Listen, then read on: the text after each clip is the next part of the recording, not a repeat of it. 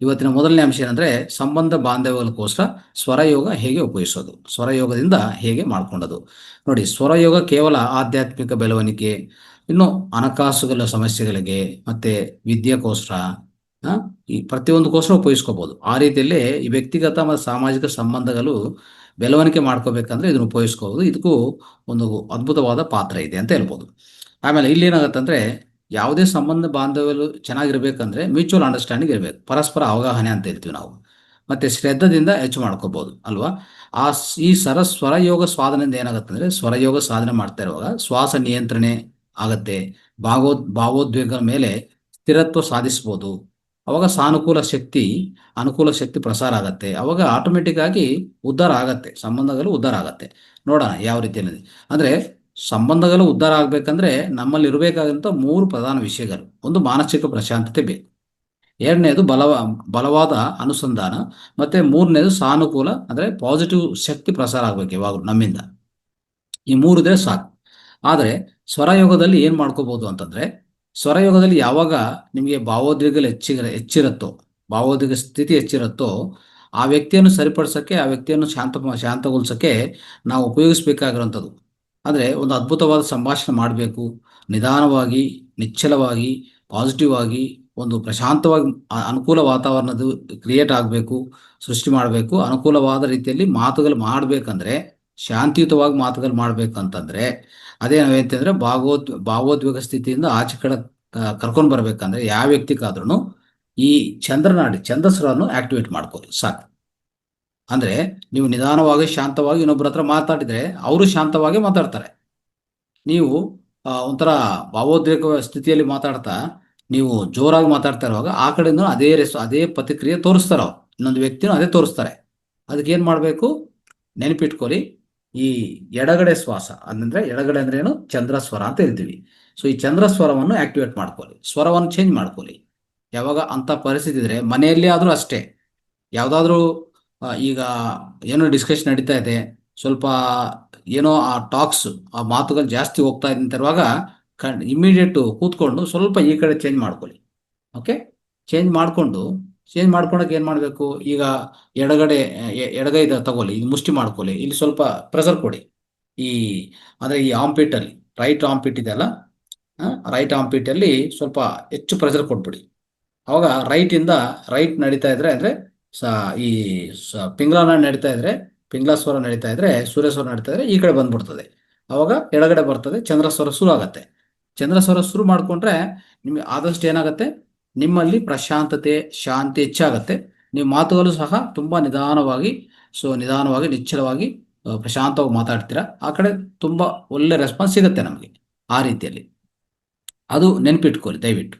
So ಇಂಥದ್ದು ಈ ರೀತಿಯಲ್ಲಿ ಮಾಡ್ಕೊಂಡಿದ್ರೇನೆ ನಿಮಗೆ ಈ ಸ್ವರಯೋಗ ಸಾಧನೆಯಿಂದ ನಿಮಗೆ ಏನಾಗುತ್ತೆ, ಸಂಬಂಧ ಬಾಂಧವ್ಯಗಳು ತುಂಬಾ ಚೆನ್ನಾಗಾಗ್ತದೆ. ಅದು ನಮ್ಮ ಹೆಂಡತಿ ಗಂಡ ಮಧ್ಯೆ ಆಗಲಿ, ಮಕ್ಕಳು ಮತ್ತೆ ತಂದೆ ತಾಯಿ ಮಧ್ಯದಲ್ಲಾಗಲಿ, ಇಲ್ಲ ಸಮಾಜದಲ್ಲಿ, ಅದು ಸಾಮಾಜಿಕ ಸಂಬಂಧ ಅಂತ ಹೇಳ್ತೀವಿ ನಾವು.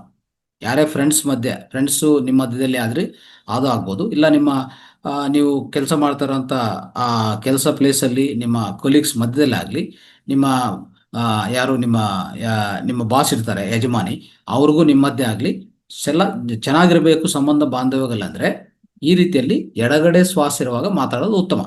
ಓಕೆ, ಈಗ ಬಲಗಡೆ ಶ್ವಾಸ ತಿಳ್ಕೊಳ್ಳಿ. ಏನಾಗುತ್ತೆ, ಯಾವುದೋ ಒಂದು ಸ್ವಲ್ಪ ಸಮಸ್ಯೆಗಳು ಬರುತ್ತೆ, ಆ ಸಮಸ್ಯೆಗಳನ್ನ ಎದುರ್ಕೋಬೇಕಂದ್ರೆ ನೀವು ಎಚ್ಚರಿಕವಾಗಿರ್ಬೇಕಲ್ಲ. ಅವಾಗ ಸಮಸ್ಯೆಗಳ ಪರಿಷ್ಕಾರ ಬರುವಾಗ ಅವಾಗ ಏನಾಗುತ್ತೆ, ಈ ಬಲಗಡೆ ಶ್ವಾಸ ಅಂದ್ರೆ ರೈಟ್ ಸ್ವರ ಏನಿದೆಯೋ, ಪಿಂಗ್ಲ ಸ್ವರ ಉಪಯೋಗ ಆಗುತ್ತೆ. ಸಾಮಾನ್ಯವಾಗಿ ನಿಧಾನವಾಗಿ ಕೇಳಿಸ್ಕೊಂಡವಾಗ, ಈಗ ಯಾರನ್ನ ಒಂದು ಒಳ್ಳೆ ಪಾಠ ಹೇಳ್ತಾ ಇರ್ತಾರೆ, ಒಂದೇ ಜ್ಞಾನ ತಿಳಿಸ್ಕೊಡ್ತಾ ಇರ್ತಾರೆ, ಆ ಸಮಯದಲ್ಲಿ ರೈಟಲ್ಲಿ ಇರೋದೇನು ಬೇಕಾಗಿಲ್ಲ, ಲೆಫ್ಟಲ್ಲಿ ಬರ್ಬೋದು. ಅಂದ್ರೆ ಚಂದ್ರಸ್ವರ ತುಂಬಾ ಉಪಯೋಗ ಆಗತ್ತೆ. ಓಕೆ, ಅಂದ್ರೆ ಚಂದ್ರಸ್ವರ ಇರುವಾಗ ಕಾಮ್ ಆಕ್ಟಿವಿಟೀಸ್ ಅಂತ ಹೇಳ್ತೀವಿ ನಾವು, ಶಾಂತಿಯುತ ಕೆಲಸಗಳು.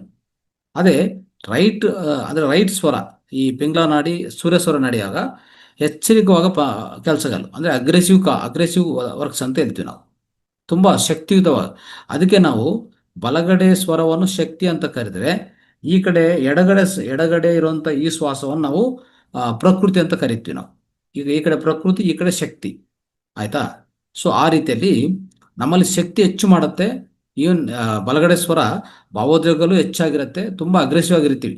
ಓಕೆ, ಯಾವುದನ್ನ ಒಂದು ನಿರ್ಣಯಗಳು ತಗೋಬೇಕು ನಾವು, ಒಂದು ಒಂದು ನಿರ್ಣಯಗಳು ಸಡನ್ ಆಗಿ ನಿರ್ಣಯ ತಗೋಬೇಕಂದ್ರೆ ಬಲಗಡೆ ಶ್ವಾಸನೇ ಉಪಯೋಗ ಆಗುತ್ತೆ.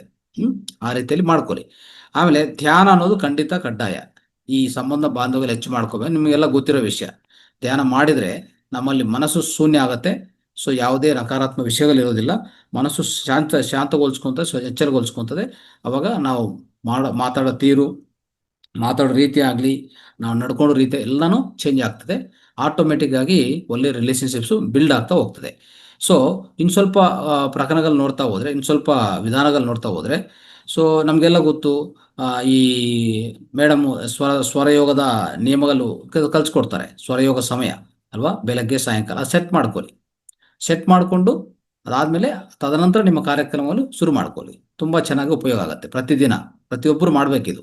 ಸ್ವರಯೋಗದ ಸಮಯ ಮೇಡಮ್ ನಂದಾ ಮೇಡಮ್ ಅವರು ತಿಳಿಸ್ಕೊಡ್ತಾ ಇದ್ದಾರೆ, ಕಲಿಸ್ಕೊಡ್ತಾ ಇದ್ದಾರೆ ಪ್ರತಿ ವಾಟ್ಸಪ್ಪಲ್ಲಿ. ಅದು ನೋಡಿಕೊಂಡು ಆ ಸ್ವರವನ್ನು ಸೆಟ್ ಮಾಡಿಕೊಂಡು, ಸೊ ದಿನನಿತ್ಯ ಆ ಸ್ವರ ಪ್ರಕಾರ ನಿಮ್ಮ ಕೆಲಸಗಳು ಮಾಡ್ಕೊತ ಹೋಗಿ. ಸ್ವರ ಯಾವ ಕಡೆ ಸ್ವರ ಇದೆಯೋ ಆ ಥರ ಕೆಲಸಗಳು ಮಾಡಿದರೆ ಉತ್ತಮ. ಈಗ ಬೆಳಗ್ಗೆ ಸ್ವರ ಸೆಟ್ ಮಾಡ್ಕೊಂಡು ಇಟ್ಕೊಳ್ಳಿ.